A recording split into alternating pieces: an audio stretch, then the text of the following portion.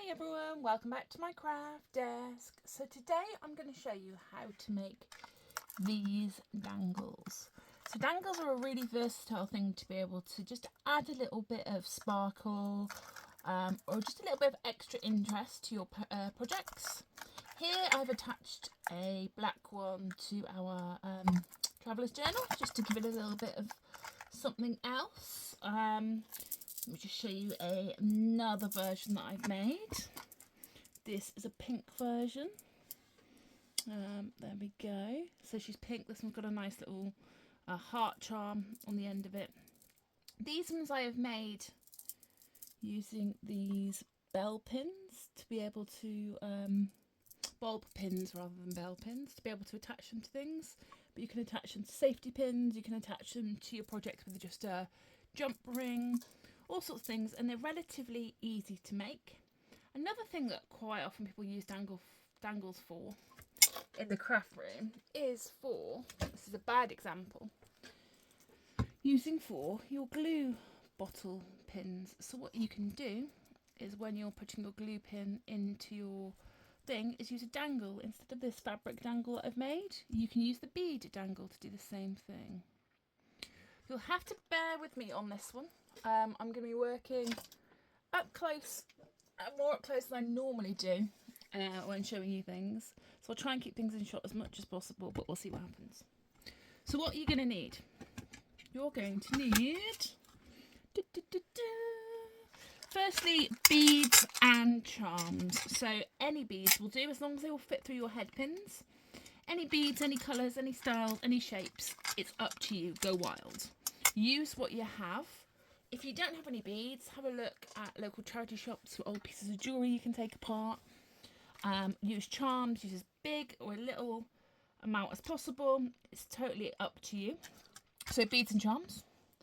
You're going to need head pins. Head pins are, there we go, long pieces of metal with a little head at the bottom so it stops the beads falling off the bottom. These are plain ones, but you can also get decorative ones like these that have little flowers at the bottom just to add a little bit of interest. Along with your head pins, your beads, your charms, you're going to need some form of chain. This I've just cut down from a longer piece. Again, use some old jewellery, use what you've got. If you don't have any chain, you can always make your own chain by connecting together some jump rings. So you're going to need your chain. You're going to need your jump rings. This is what we're going to do to attach the little dangly parts to the chain. These are just little jump rings that you twist apart to open, and I'll show you that in a moment. And then last but not least, tools. So this is my magical machine called a one-step looper. This makes loops for you. This is a bit of an expense, but if you're making lots of dangles, it's worth investing in because it makes it half the speed. If not, you need to get yourself 2 pairs of pliers. I recommend a round nose pair. Needle pliers, round nose, same thing.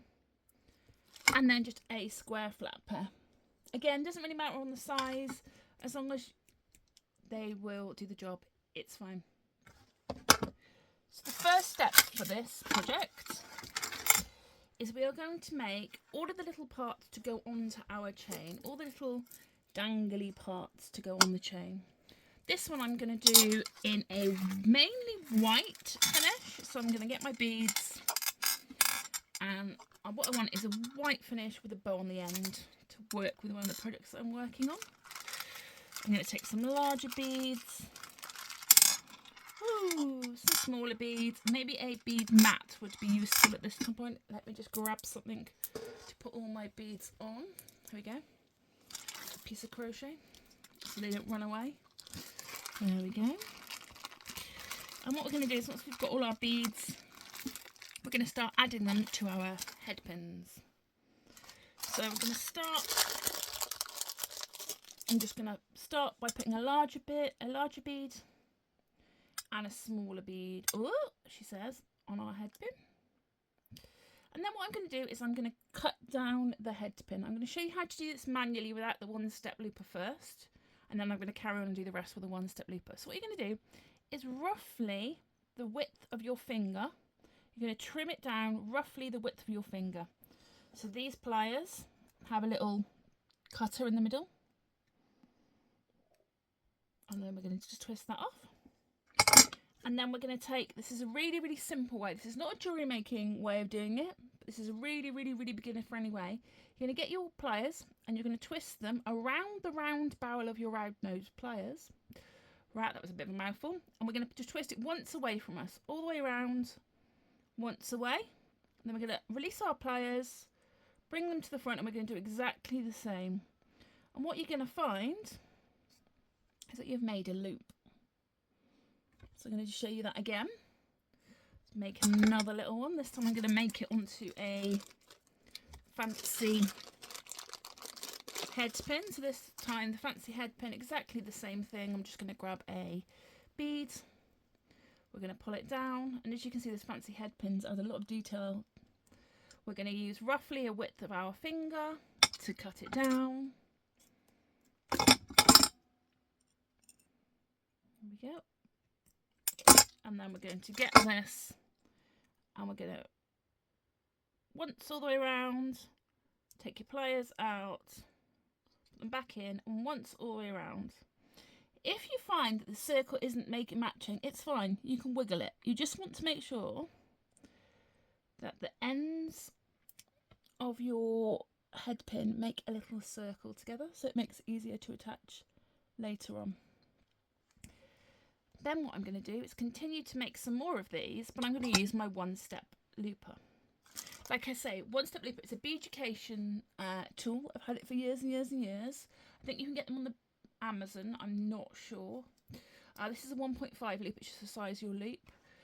They are slightly expensive, but they'll definitely make things quicker. Let me just show you how quick this makes it. So you grab your head pin, you grab your beads. You don't need to worry about anything with this.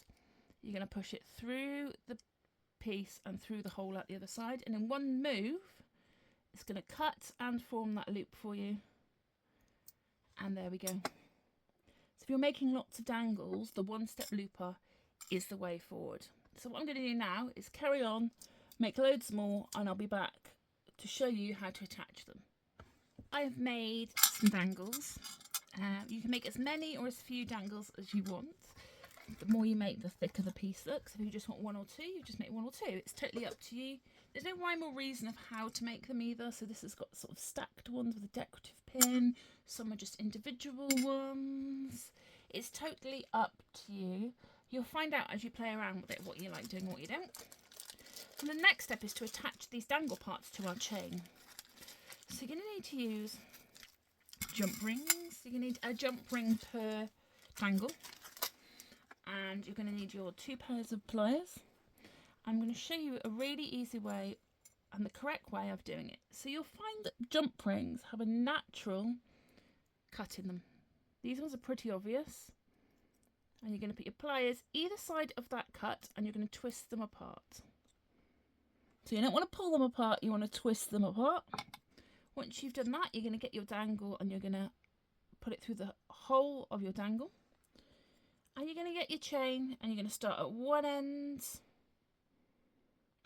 put your chain through, and then we're just going to reverse the thing. So we're going to put our pliers either side, and we're going to twist, and we're going to make sure that they go together. And that is as simple as that. Because I want a big charm at the end of my dangle, I'm just going to place that on now. Where have I put it? I have a big bow ready to go. Here we go. This is just a silver bow charm. You can put what you want on the end. Exactly the same concept. We're going to grab our jump ring. We're going to go like this. We're going to go like this. See if I can get it any closer to show you. There we go. We're going to twist them apart. We're going to add our charm. We're going to add the end of our chain because I want it right on the end. Just be careful if you've cut the chain. There we go. Point proven. That the last couple of links that you've cut will be weak. So you just want to tug on them a little bit. Oh, sorry, trying to do this one-handed behind the camera. to make sure they're nice and solid. There we go. We're going to put that through the link on the chain, and again we're going to hold the ends together and twist them together to complete that loop. And there we go. There's the end of our dangle. What I'm going to do now is continue to add them, making sure I go either side of the chain to make it look balanced as I go.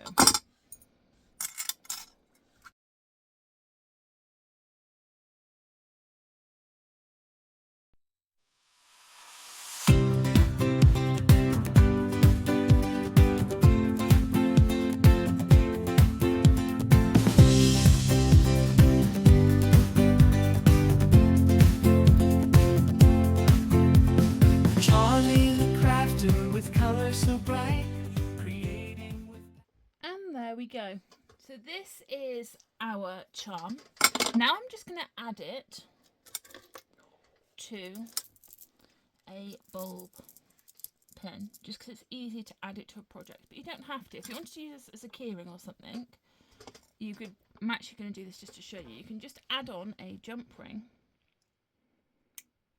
at the end of your chain. Where the charms are, sometimes it's hard to find the end, but there we go. Very end link of your chain, remember, there we go. You could add that to a keyring, you could add that to a piece of jewellery, you can do what you want with it. But in this case it's going to be a journal charm. And then you can just add that to your project. Very, very cute. The other thing you can do, just because I'm looking at it here and it's right in front of me, see these bulldog clips? You can always just add it to a bulldog clip. This is a rusty one, but obviously they come in silver. And then you can add it onto things. They're very versatile things to make. They're very easy to make. You can make them to coordinate with any of the projects you're doing, any themes you're doing. And they don't take that long at all. Thank you for joining me.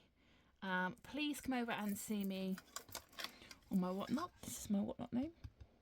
Same as over here, where I hold crafty sales and do live shows and demos. And yeah, I will see you all soon. Thanks, bye.